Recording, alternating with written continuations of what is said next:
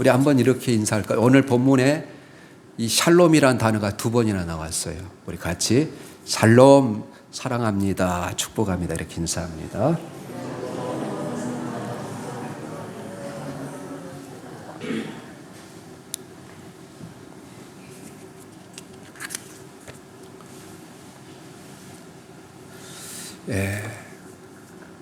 부활로 우리에게 주신 주님의 말씀과 선물에 대해서 같이 생각해 보겠습니다. 여러분, 야고보서 1장 7절에 보면 하나님을 이렇게 소개합니다. 온갖 좋은 은사와 온전한 선물이 다 빛들의 아버지께로 내려오나니 그는 변함도 없으시고 회전하는 그림자도 없으시니라, 이렇게 말해요. 메시지 성경으로 제가 다시 한번 읽어드리겠습니다. 모든 바람직하고 유익한 선물은 하늘로부터 옵니다. 빛의 아버지로부터 폭포처럼 내려옵니다. 하나님께서는 속임수나 겉과 속이 다르거나 변덕스러운 것이 전혀 없습니다. 이렇게 되어 있습니다. 하나님은 선물을 주시기를 기뻐하신 하나님이라는 거예요. 우리가 이렇게 부르지 않습니까? 좋으신 하나님, 좋으신 하나님, 좋으신 하나님, 참 좋으신 하나님. 왜 좋으신 하나님이라고요? 우리에게 좋은 것을 선물해 주시기를 기뻐하신 하나님이기 때문에. 여러분, 창세기 24장에 보면 믿음의 조상 아브라함이 그 100세에 낳은 아들 이삭을 위하여 신부를 구하는 이야기가 나와요. 그의 가장 사랑하는 종, 신임받은 종 엘리에셀을 보내서 그의 고향 땅으로 보냅니다. 바로 엘리에셀을, 그 신부를, 그 주인의 아들의 신부를 구하는 임무를 띠고 가는 거예요. 흥미로운 것은 하나님의 인도하심을 따라 중매 단계가 진행될 때마다 그 종이 선물 보따리를 하나하나씩 풉니다. 그 종이 맨 처음 리브가를 우물물에서 만났을 때 낙타에까지, 여러분 물을 달라고 하니까 낙타까지 물을 주는 거예요. 그것을 보시고 이것은 틀림없는 하나님의 인도하심이다 생각하고 금 코골이 1개와 금 손목걸이 1쌍을 그에게 줍니다.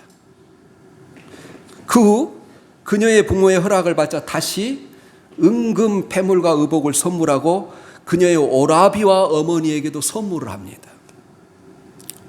성도의 인생이 그렇다는 것입니다. 우리가 예수님을 만나고 제일 먼저 여러분 받는 선물은 믿음의 선물이에요.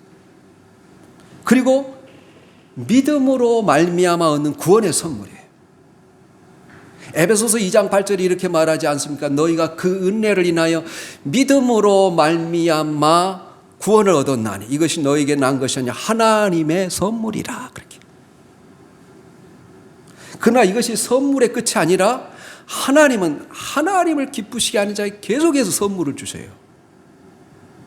아브라함의 종이 리브가를 위해서 준비한 선물처럼 말입니다. 부활하신 예수님은 당신의 부활하신 몸으로 제일 먼저 마리아에게 나타나셨습니다. 그리고 다음으로 제자들의 모임 가운데 나타나셨어요. 왜입니까? 선물을 주시기 위해서. 물론 제자들에게 부활하신 그 주님보다 더 큰 선물이 어디 있겠습니까? 그러나 부활하신 주님은 당신의 제자들에게 지금 상황 속에 가장 필요한 3가지 선물을 주세요. 우리가, 여러분, 이 선물은 또 주님의 말씀이기도 해요. 우리 예수님이 십자가에서 마지막 하신 7마디의 말씀을 가상칠연이라고 그래요. 우리 한번 제가 7가지 생각해보고 넘어가겠습니다. 제가 여러분들에게 다 주셔서 거기에 있어요.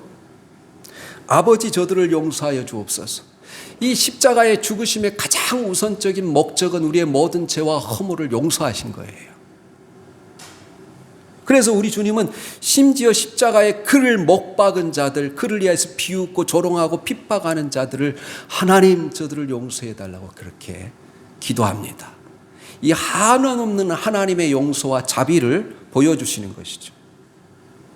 그리고 오늘 네가 나와 함께 있을 것이라. 여러분이 회개한 강도에게 주신 말씀입니다. 하나님은 이렇게 진실로 참으로 회개하는 자에게 용서하실 뿐만 아니라 구원을 주신다는 거예요. 여러분, 아무리 늦은 때라도 그가 죽기 전에 회개하기만 하면 하나님께서 구원을 주시고 하나님의 나라로 인도하신다는 거예요. 네가 나와 함께 낙원에 있으리라 그렇게 말해요. 세 번째로 어머니 보소서 아들입니다. 여러분, 우리 주님은 육신적으로 보면 큰아들이었어요.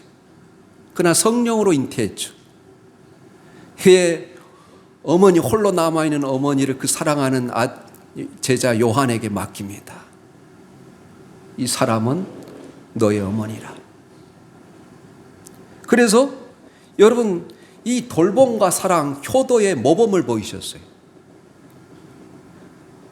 그 다음에 나의 하나님 어찌하여 나를 버리셨나이까. 그래요. 예수님은 모든 인류의 죄악의 짐을 다 담당하시고 죄 때문에 버림을 받았습니다.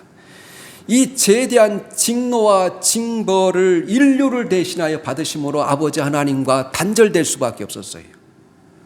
그렇지만 마지막 버림 가운데서도 하나님만 의지하는 자세를 보여주십니다. 내가 목마르다 그렇게 이야기해요. 인간들의 사랑과 헌신과 충성을 요구하는 말씀입니다. 다 이루었다. 거룩한 희생으로 모든 죄를 대속하시고 구약으로부터 하나님께서 약속하신 모든 말씀을 이루셨다. 구원에 관한 모든 조건을 다 이루셨다 하셨습니다. 그리고 마지막에 아버지 내 영혼을 당신의 손에 의탁합니다. 이렇게 하고 숨을 거두시고. 여러분, 목회자들은 종종 고난주간을 맞이하여 예수님의 마지막 말씀을 전한다고 해서 이 가상칠연의 말씀을 전하는 경우가 있습니다. 그러나 이 가상칠연은 예수님의 마지막 말씀이 아니에요. 예수님은 죽은 자 가운데 부활하셔서 제자들에게 많은 말씀을 전하셨어요. 우리는 오늘 예수님의 진짜 마지막 말씀을 살펴보고자 하는 거예요. 오늘 우리가 읽지는 않았지만 예수님이 부활하셔서 최초로 하신 말씀이 마리아에게, 막달라 마리아에게 이렇게 말합니다. 여러분, 오늘 본문에 있어요. 16절에 15절 16 예수께서 이르시되 여자여 어찌하여 울며 누구를 찾느냐 이렇게 부르셔요. 이 말씀은 부활하신 후 예수님께서 막달라 마리아에게 하는 의미심장한 말씀이에요. 마리아는 누구를 찾고 있었습니까? 예수님을 찾고 있었습니다. 그녀는 예수님의 시신을 찾아 장례를 치를 준비를 하고 있었어요. 예수님의 이 물음에 대한 보다 깊이 있는 의미는 마리아가 죽은 자를 찾고 있다는 거예요. 예수님은 살아나셨는데 살아계신 예수님을 찾지 않고 시신을 찾고 있고 시신에 매몰되어 있어서 예수님이 부활하신 것조차도 예수님의 약속의 말씀도 잊어버린 거예요. 그러자 예수님은 마리아 이름을 부릅니다. 여자여라고 처음 부르실 때 마리아는 그가 누구인지 알아채지 못했지만 마리아야 라고 부르자 그분의 음성을 알아듣고 라보니 선생님 이렇게 예수님을 알아들었어요. 내 형제들에게 가서 전하라 그렇게 말해요. 또 마태복음 28장 10절에 무서워하지 말라 이렇게 말해요. 부활한 후에 7가지 아주 중요한 말씀이 있어요. 가상칠언처럼 또 누가복음 24장에 보면 부활하신 주님을 알지 못하고 여러분 엠마오로 가는 두 제자유가 오랜 대화를 하지 않습니까? 율법과 시편의 말씀을 통해서 왜 예수님께서 십자가에 죽으셨는지를 쭉 풀어주실 때 그들의 가슴이 뜨거워지기 시작합니다. 떡을 떼었을 때 그들의 영안이 열리는 거예요.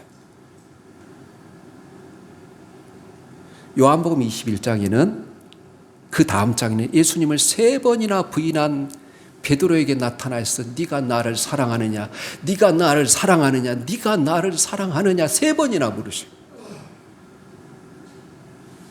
주여, 내가 주를 사랑하는지 주께서 아시나이다. 내 양을 돌보라, 내 양을 먹이라 이렇게 사명을 주세요.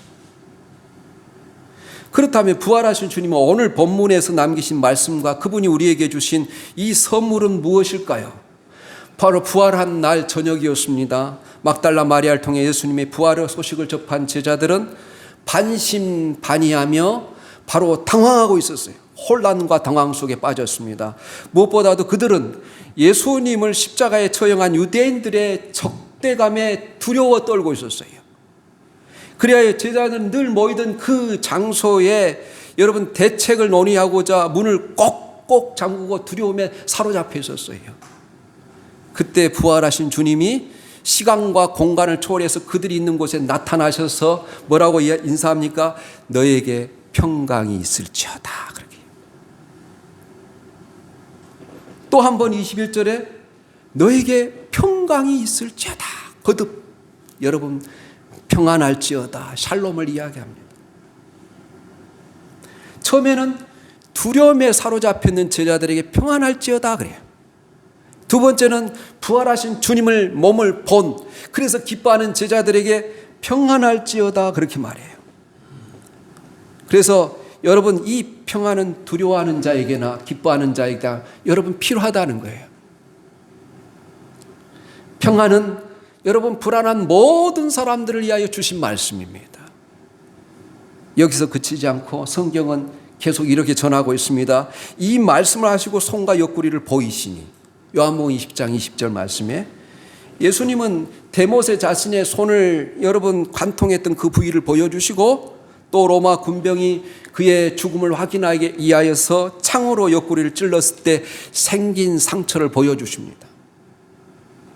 예수님의 몸에 남은 상처는 하나님의 평강을 나타내는 증거라는 사실을 여러분 아십니까? 하나님을 향한 인간의 반영은 너무나 바로 심각하므로 이 하나님의 공의로우심에 인하여 여러분 그 죄에 대한 형벌과 진노를 당신의 아들에게 쏟으셨어요. 죄값이 필요했습니다. 지불돼야만 죄값들이 있었어요. 그러나 하나님의 이 화평은 이 완전한 피제사를 통해서만 여러분 하나님과 화평할 수 있어요. 예수님의 상처는 바로 그분이 희생제사를 드렸음을 나타내는 증거입니다. 그리스도가 오시기 전 약 700년 전에 이사야 선지자는 이 하나님의 화평을 위해서 주님께서 십자가의 죽으심을 이야기하는 거예요. 그가 찔림은 우리 허물 때문이요 그가 상함은 우리의 죄악 때문이요 그가 징계를 받음으로 너희가 평화를 얻었다 그렇게 이야기해요. 그가 채찍에 맞음으로 너희가 나음을 입었도다 그래요. 예수 그리스도는 우리의 중재자이고 화목자이십니다. 그분이 십자가에서 입은 상처는 하나님과 우리의 화평을 위하여 지불한 대가라는 거예요. 십자가에서 대속의 죽음을 당하신 예수 그리스도를 믿는 자는 누구든지 하나님과 화평을 누리게 됐다는 거예요. 여러분 오늘 두 말씀 한번 찾아보겠습니다. 로마서 5장 1절하고 골로새서 1장 20절 말씀입니다. 로마서 5장 1절에 여러분 한번 올려주세요. 로마서 5장 1절입니다. 시작. 그러므로 우리가 믿음으로 의롭다 하심을 받았으니 우리 주 예수 그리스도로 말미암아 하나님과 화평을 누리자. 그다음에 골로새서 1장 20절입니다. 시작. 그의 십자가 피로 화평을 이루시고 곧 땅에 있는 것들이나 하늘에 있는 것들이 그로 말미암아 자기와 화목하게 되기를 기뻐하심이라. 뭘로 여러분 화평을 십자가의 피로 화평을 이루사. 하늘에 있는 것과 땅에 있는 것들이 다 화목하고 하나 되게 하기 위해서 그렇게 하기 위해서 주님이 죽으셨다는 거예요. 여러분 부활의 첫 번째 여러분 선물은 평강입니다. 평안을 너에게 끼치노니 곧 나의 평안을 너에게 주노라. 요한복음 14장 27절의 말씀 그대로 주님은 제자들에게 나타내서 첫 번째 주신 선물이 평강이었어요. 여러분 선교사 돈 리차드슨은 예수님이 그들의 죄 때문에 죽으셨다는 것을 사이 부족들에게 아무리 설명하고 아무리 설명해도 이해하지를 못하는 거예요. 그들이 이 사이 부족들이 제대로 이해할 수 없었던 원인 중에 하나는 그들은 변절과 배반을 미덕으로 여겼기 때문입니다. 한 번은 어떤 사람이 두 부족을 화해시키기 위해서 선물을 가지고 두 마을 사이에 오갔습니다. 두 부족 간에 신뢰가 싹트기 시작할 무렵 그 사람은 바로 이 축제에 초청되었습니다. 하지만 그는 자신이 그 축제의 메인 코스가 되리라고 전혀 생각하지 못했어요. 그가 자리에 앉자 새로운 친구들은 그를 에워싸노 사로잡아 요리한 다음에 먹어치웠습니다. 이 관행은 사이 부족 속으로 여러분 그 식으로 표현한다면 사륙을 위해 우정으로 살찌우는 것이다, 이렇게 해석합니다. 선교사 리차드슨은 예수님의 이야기를 들려주었을 때 그들이 가룟 유다를 영웅으로 여겼던 것도 바로 그런 관행 때문이에요. 배반을 미덕으로 여겼기 때문입니다. 전쟁 막바지에 이 사이 부족들의 화해를 위해서 그들은 평화의식으로 화해의 아이를 교환했습니다. 상대편의 부족의 남자아이를 한 명씩 데려다가 서로 다른 부족이 키우기로 한 것입니다. 이때 화해의 아이 중 한 명이 외아들이었기 때문에 손을 얹고 적대감을 끝내기로 약속했습니다. 화해의 아이가 살아있는 한 두 부족들 간의 평화를 유지하기로 하고, 만약 이 화해의 아이를 죽인다면 이는 영웅적인 배신 행위가 아니라 가장 비열한 죄물로 그때는 다시 평화가 없어질 것을 여러분 선포했어요. 예수 그리스도가 바로 이 화해의 아이라는 거예요. 우리가 반역을 도모하는 중일 때, 로마서 5장 8절, 우리가 아직 죄인 됐을 때, 우리가 주님을 알지 못했을 때, 우리가 경건하지 못했을 때, 우리를 위하여 하나님께서 그 아들을 십자가에 희생하게 하심으로 그 사랑을 우리에게 보여주셨어요. 하나님은 당신의 외아들 독생자를 넘겨주셨습니다. 우리는 그분을 죽음으로 내몰아 하나님의 영원한 대적이 됐지만, 하나님은 우리의 화해를 결심하고서 그 화해의 아이를 죽은 자 가운데 살리셨습니다. 너에게 평강이 있을지어다라고 말씀하신 분이 바로 다시 사신 그리스도십니다. 사이 부족의 문제는 그 아이가 죽으면 적대감이 다시 살아난다는 것이었지만, 하나님의 화해의 아이 예수 그리스도는 결코 죽지 않았어요. 예수 그리스도를 영접하고 모시는 자는 누구든지 하나님과 더불어 영원한 화평을 누리게 된다는 거예요. 믿습니까? 그래서 우리는 언제든지 예수 그리스도의 이름을 의지하여, 언제든지 예수 그리스도의 보혈을 의지하여, 예수 그리스도의 공로를 의지하여 하나님의 보좌 앞에 담대히 나아갈 수 있게 된 거예요. 그런데 예수님을 통해 이 화해를 경험한 사람들은 이제 그 평화와 화목을 도모하기 위해서 가야 한다는 것입니다. 이 예수님의 화해와 화목을 위해서 제자들을 보내시는 것입니다. 예수님은 아버지께서 나를 보내신 것 같이, 여러분 21절에 예수께서 또 이르시되 너에게 평강이 있을지어다, 아버지께서 나를 보내신 것 같이 나도 너희를 보내노라, 이렇게 말해요. 여러분, 여기서 보낸다라는 헬라어는 아포스톨로스라는 단어예요. 이 아포스톨로스라는 단어가 사도라는 뜻입니다. 사도. 그러니까 예수님의 사도, 이 사도라는 단어가 아포스톨로스예요. 보냄을 받은 자라는 뜻이에요. 라틴어로는 선교사라는 뜻입니다. 여러분, 선교사를 영어로 미셔너리라고 그래요. 그래, 라틴어 미쇼에서 왔는데 보냄이라는 뜻이에요. 그래서 선교사는 보냄을 받은 사람입니다. 예수님은 바로 하늘에서 이 땅에 보내진 선교사예요.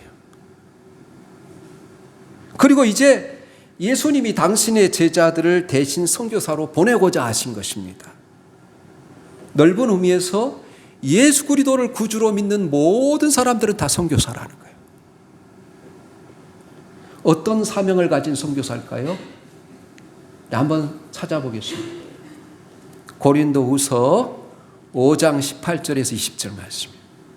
고린도후서 5장 여러분 18절에서 20절 말씀.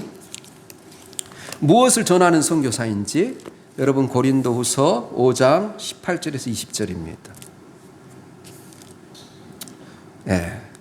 그 앞에 말씀은 그런즉 누구든지 그리스도 예수 안에 있으면 새로운 피조물이라 이전 것은 지나갔으니 보라 새 것이 되었도다 그러면서 이어지는 말씀이요. 우리가 하나님의 백성이 된 이유, 자 같이 읽습니다. 시작. 모든 것이 하나님께로서 났으며 그가 그리스도로 말미암아 우리를 자기와 화목하게 하시고 또 우리에게 화목하게 하는 직분을 주셨으니 곧 하나님께서 그리스도 안에 계시사 세상을 자기와 화목하게 하시며 그들의 죄를 그들에게 돌리지 아니하시고 화목하게 하는 말씀을 우리에게 부탁하셨느니라.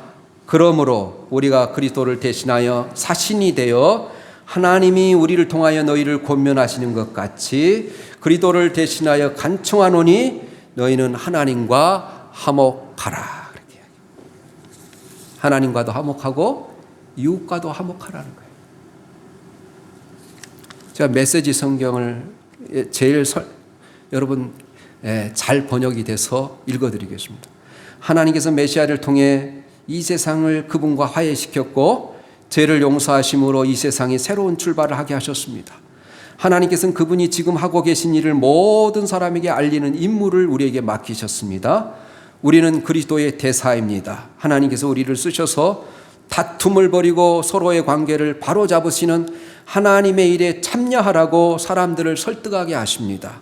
이제 우리는 그리스도를 대신해 말씀드립니다. 하나님께서 이미 여러분과 친구가 되셨으니 여러분도 하나님과 친구가 되십시오.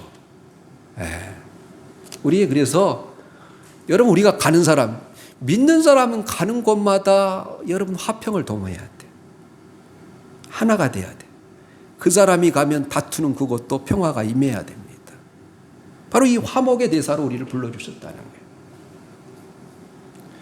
여러분 오스기니스가 소명이라는 그의 명작, 누구보다도 많은 천재적인 재능이 있었지만 행복하지 못했던 천재로 레오나르도 다빈치를 꼽습니다. 우리는 레오나르도 다빈치가 여러분 그 유명한 작품을 남겼지만 얼마나 게을했는지 여러분 잘 모르죠. 어쨌든 레오나르도 다빈치에 대해서 이렇게 이야기해요. 어느 날 다빈치는 종이 한 장을 낙서하듯 작은 직사각형을 그려나가고 있었습니다. 도미노처럼 직사각형이 연달아 넘어지는 그림을 하나가 또 다른 것을 쓰러뜨리는 모습을 말합니다.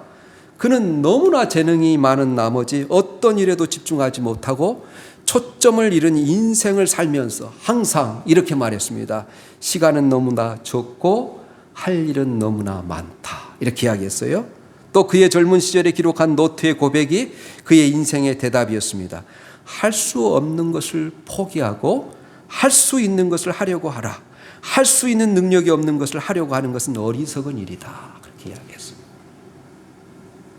여러분 우리 주님이 우리를 불러주셔서 맡겨진 사명들이 있어요. 다 하나님이 우리 한 사람 한 사람을 불러내셔서 소명을 주셨어요. 그것은 우리가 가장 잘할 수 있는 일, 적성에 맞는 일, 내가 평생 행복하게 할 수 있는 일, 그 일을 찾는 거예요. 거기에 우리에게 많은 시간이 없기 때문에 집중하라는 거예요. 레오나르도 다빈치가 하는 말, 핵심이 그렇습니다.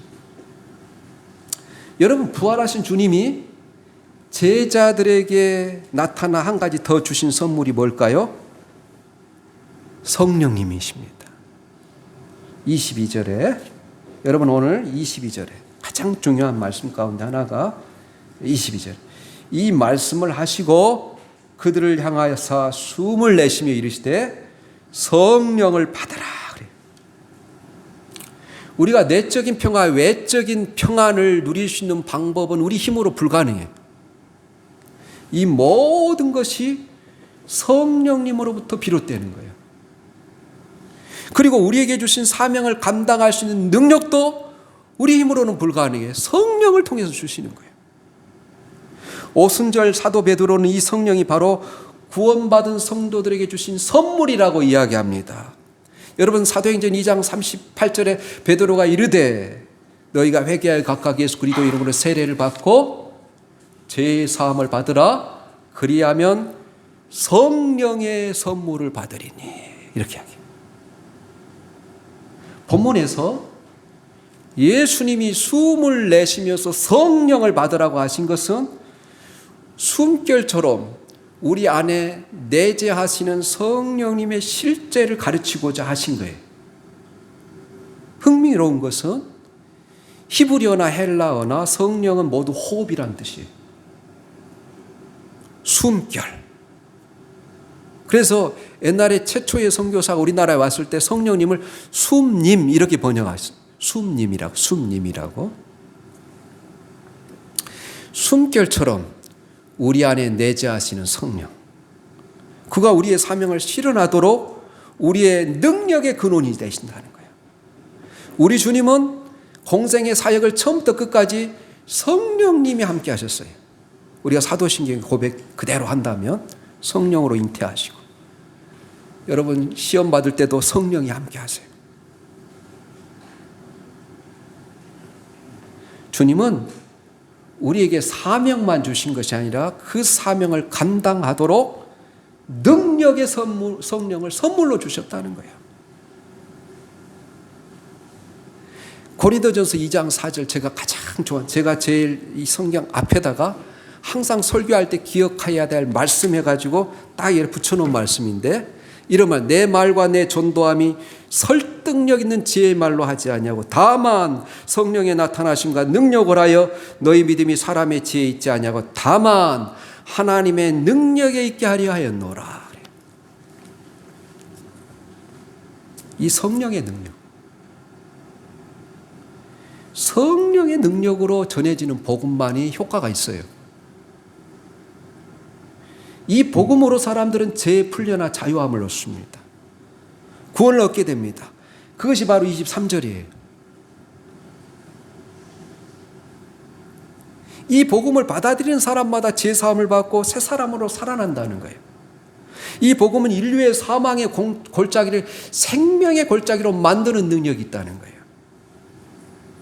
여러분 에스겔서 37장에 보면 하나님이 에스겔 선지자를 어느 날 하나님의 권능의 손으로 이끌어 가서 해골로만 가득 찬 골짜기에 내려놓습니다.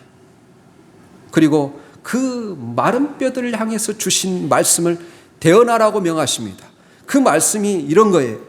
생기야 사방에서부터 불어와서 이 죽음을 당한 자에게 불어서 살아나게 하라. 에스겔서 37장의 5절에도 그렇고 9절에도 가장 많이 반복되는 말씀.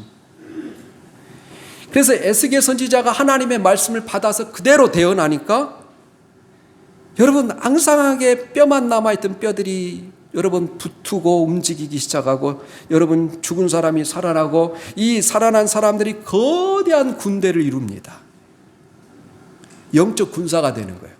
문자적으로 이스라엘 민족이 그렇게 회복될 것이라는 예언이고, 영적으로 이 복음의 능력을 경험하는 사람들이 부활할 것이라는 부활의 드라마예요. 에스겔 선지자가 이 말씀을 선포하자 그런 능력이 나타났어요. 여러분 그래서 성도 개개인에게 성령은 사실 여러분 말씀을 선포하고 받아들일 때 가장 강하게 역사합니다. 그런데 이 성령은 생기와도 같아요. 생기. 어디에서 나와요? 하나님이 사람을 흙으로 빚으시고 만드신 다음에 생기를 불어넣으시니 사람이 움직이시잖아요. 그 생명의 기운, 그 생명의 능력이에요. 여러분 우리가 하나님의 말씀을 읽고 하나님의 말씀을 들을 때 우리가 이 하나님의 생명의 숨결을 마시는 거예요. 믿습니까? 네. 생명의 구원이 우리에게 임하는 거예요. 그래서 여호와는 나의 빛이요 나의 구원이신 내가 누구를 두려워하리요. 여호와는 내 생명의 능력이신 내가 누구를 무서워하리요. 이 생명의 영, 그 생명의 영으로 살리는 거예요. 그래서 성도 개개인이 성령은 바로 생기와도 같아요. 그러므로 주께서는 승천하시기 전에 제자들에게 성령의 충만을 받기 전에 예루살렘을 떠나지 말고 기도하면서 기다리라 그래요. 누구든지 이 신앙생활에서 승리를 경험하려면 반드시 성령과 함께 해야 돼. 성령의 인도를 받지 않고서는 어떤 목표에도 도달할 수가 없어요. 성령님은 예수님을 대신하여 우리 가운데 활동하시는 다른 보혜사. 예수님이 보혜사예요. 근데 예수님과 똑같은 사역을 예수님은 승천하시고 그 일들을 하도록 다른 보혜사를 보내셨다는 거예요. 보혜사가 무슨 뜻입니까? 헬퍼. 우리 곁에 있어서 우리를 돕고, 컴포터. 우리가 낙심할 때마다 우리에게 찾아오셔서 위로하시는 분이시다는 뜻이. 우리 한번 요한복음 14장 26절 27절 마지막 찾아보고 말씀을 맺겠습니다. 요한복음 14장 26절 27절. 네, 요한복음 14장 26 성령에 관한 가장 중요한 약속이 요한복음 14장 26절 27절이에요. 같이 읽겠습니다. 시작. 보혜사 곧 아버지께서 내 이름으로 보내실 성령 그가 너에게 모든 것을 가르치시고 내가 너에게 말한 모든 것을 생각나게 하리라. 평안을 너에게 끼치노니 곧 나의 평안을 너에게 주노라. 내가 너에게 주는 것은 세상에 주는 것과 같이 아니하노라. 이 성령과 여러분 평안을 같이 연결시켜서 이야기를 합니다. 또 이 성령은 다른 보혜사 우리를 진리 가운데로 인도하시고 하나님의 말씀을 생각나게 하시고 깨닫게 하시느냐. 여러분 주께 받은 사명을 잘 감당하길 원하십니까? 승리의 삶을 살기를 원하십니까? 성령의 인도를 매 순간 받으셔야 돼요.